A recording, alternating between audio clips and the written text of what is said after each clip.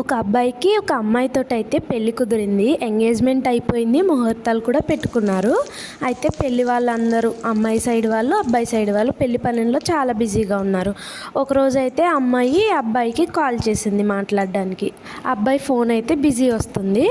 ఆ అబ్బాయి మాట్లాడేది ఎవరితో కాదు, తన లవర్ తోటి.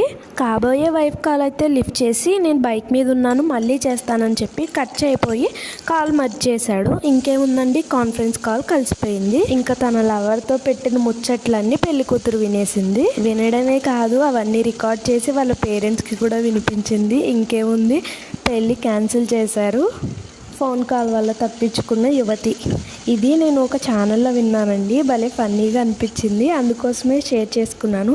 Don't take negative. ఇంకా ఇక్కడ మన కుకింగ్లో జరిగిన ట్విస్ట్ ఏంటంటారా, ఇక్కడ కర్రీ కాదు ఫ్రై అంతా ప్రిపేర్ చేశాను. ఎండింగ్లో అయితే క్లిప్స్ మిస్ అయిపోయాయండి, నేను చూసుకోలేదు. ఫ్రై అయితే తినేలానే ఉందండి. ఇంతకీ ఆ స్టోరీ మీకు ఎలా అనిపించిందో కామెంట్ చేయడం మర్చిపోకండి. సబ్స్క్రైబ్ చేసుకోండి.